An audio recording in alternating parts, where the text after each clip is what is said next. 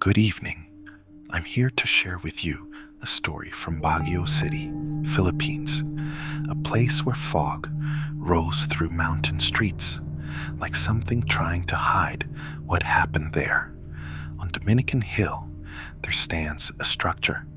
Most people call it the DIPLOMAT Hotel, but locals who remember the war have another name for it. They call it the place where the screaming never stopped.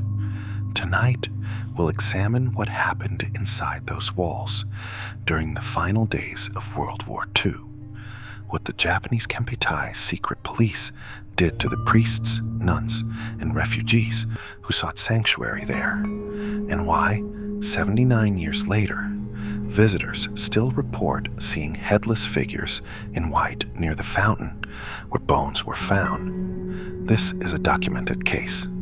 The war crimes are historical record. The deaths are confirmed.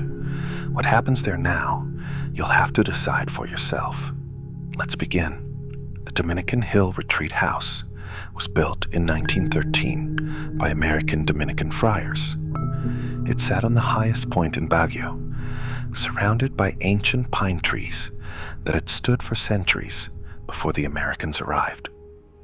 The building was elegant, designed as a vacation house for missionaries, with arched windows and a stone fountain in the courtyard. For 30 years, it served as a peaceful refuge where priests came to pray and rest. That peace ended on December the 8th, 1941, the day the Japanese Imperial Army bombed Camp John Hay. Baguio was one of the first Philippine cities to fall, and the Dominican Hill Retreat House, with its commanding view of the entire city, became something else entirely. When the evacuation order came, most civilians fled south.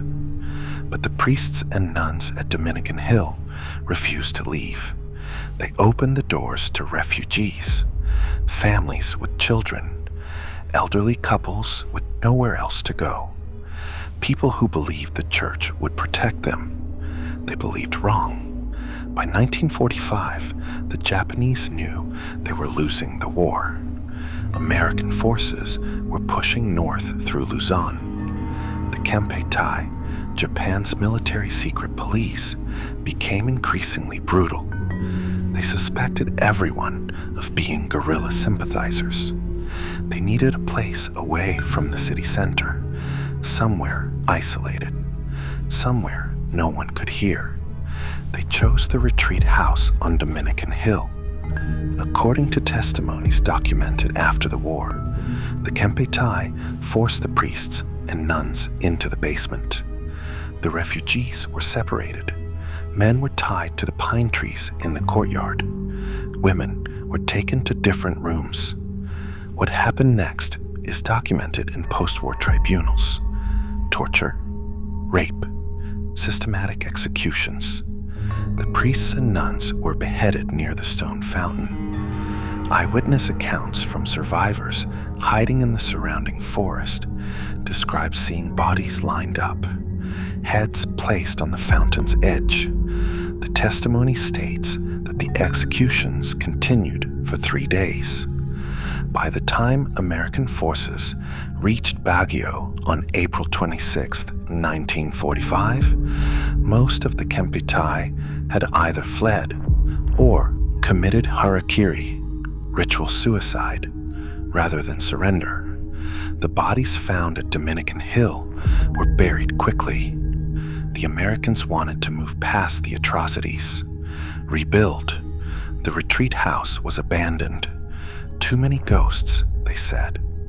For 28 years, it stood empty on the hill. Windows broken, vines crawling up the walls.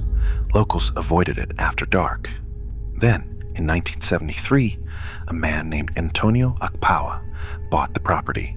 Tony Akpawa was famous in Baguio, a faith healer known internationally for psychic surgery, a controversial practice where he claimed to remove tumors and heal diseases with his bare hands. He had clients from all over the world, wealthy people desperate for miracles. He decided to convert the old retreat house into a hotel. the Diplomat Hotel.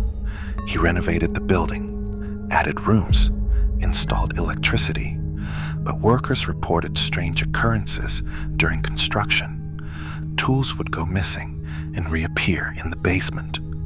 Cold spots that made no sense in tropical heat. The sound of footsteps on the upper floors when no one was there. Akpawa opened the hotel anyway. For 14 years, it operated as a destination for people seeking his healing services. Many came with terminal illnesses, cancers, diseases doctors couldn't cure. They came to the Diplomat Hotel hoping Tony Akpawa could save them. Many of them died there. The exact number is unknown. Some say 50, others claim hundreds over the years.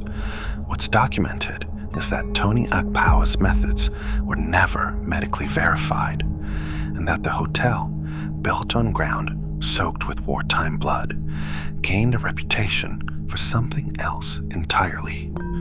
Guests reported hearing crying at night, moans coming from the basement, the smell of jasmine and decay mixed together, which locals recognized as the scent associated with wandering spirits in Filipino belief.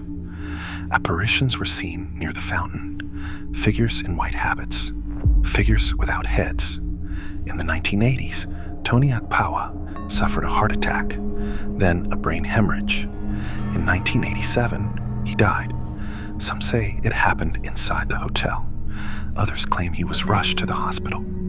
Either way, the moment he passed, the Diplomat Hotel closed forever. No one wanted to run it. No one wanted to stay there. It was declared off-limits to the public and sat abandoned for decades. But the sightings continued. In 2003, the Baguio city government acquired the property and converted it into Heritage Hill and Nature Park. They tried to make it a tourist destination, a historical site, but they couldn't ignore what people kept experiencing there. The documented reports from security guards, from maintenance workers, from visitors who came during daylight and still saw things. Let me share some of these accounts. A security guard named Roberto filed a report in 2008. He was on night duty, alone on the property. At approximately 2:17 a.m., he heard singing, a woman's voice. He followed the sound to the fountain courtyard. Standing by the water was a figure in a white habit. He called out. The figure turned. Where the face should have been, there was nothing, just darkness beneath the veil. Roberto ran. He refused to work night shifts there again. In 2015, a group of students from the University of Baguio visited for a historical documentation project. They were taking photos of the building's architecture when one student, Maria, reviewed her pictures. In the background of a photo of the basement entrance, there was a figure, a nun in white, partially visible behind the doorframe. No one had been standing there when the photo was taken. The timestamp matches. The figure is clearly visible in the image. That same year, restoration workers were repairing the fountain. They were digging to fix the plumbing when they found bones. Human bones, fragments of skulls. The police were called. Forensic analysis confirmed the remains were approximately 70 years old, consistent with the 1945 time period, consistent with executions. The bones were given proper burial. Catholic rites were performed. A priest blessed the site. For a few months, the report stopped. Then they started again. In October 2023, a paranormal investigation team from Manila received permission to spend a night inside the old hotel. They brought thermal cameras, EVP recorders, electromagnetic field detectors, standard equipment. They set up in the basement where the priests and nuns were reportedly held before execution. At 11:47 p.m., All their equipment stopped working simultaneously. Batteries drained. The thermal camera's last recorded image, before it shut down, showed multiple cold spots in the shape of human figures standing along the basement wall. The EVP recorder captured 17 seconds of audio before failing. It's been analyzed. The audio contains what sounds like overlapping voices, praying, in Latin, the Lord's Prayer, Pater Noster, Quies in Caelus. The team left at 3:20 a.m. They did not return. The most recent documented case occurred in April 2024. A couple visiting from Japan, Kenji and Yuki Tanaka, were touring the site.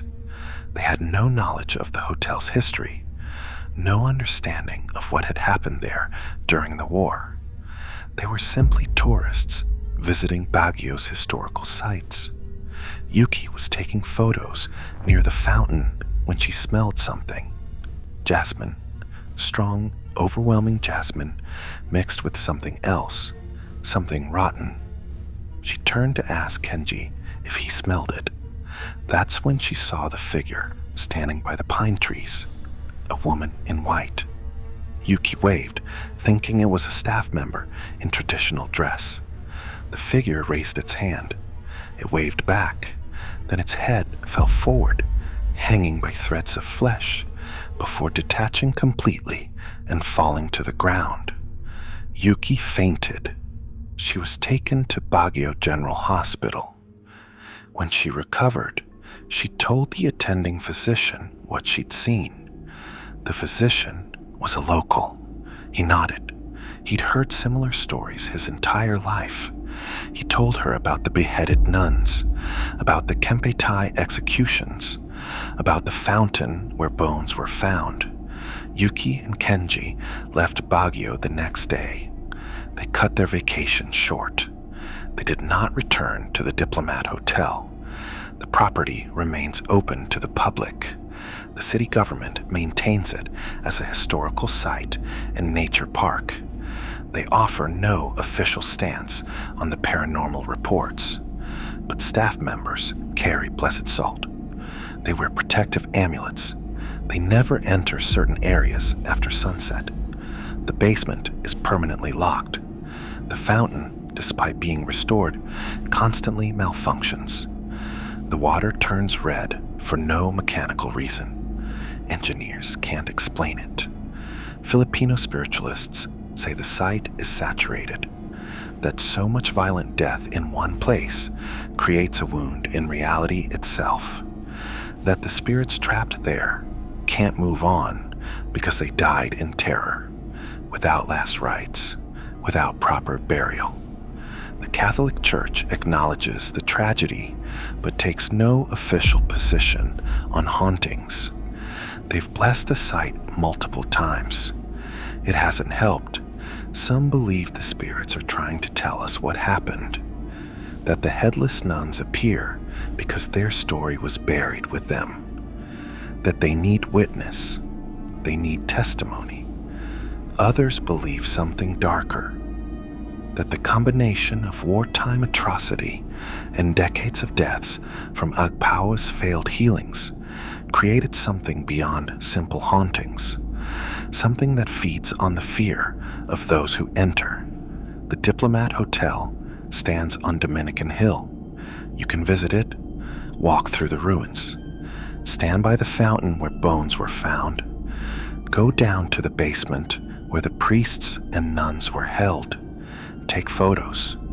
Just know that you might capture something you didn't expect, that the smell of jasmine mixed with decay means something specific, that if you see a figure in white near the trees and it waves at you, you should not wave back.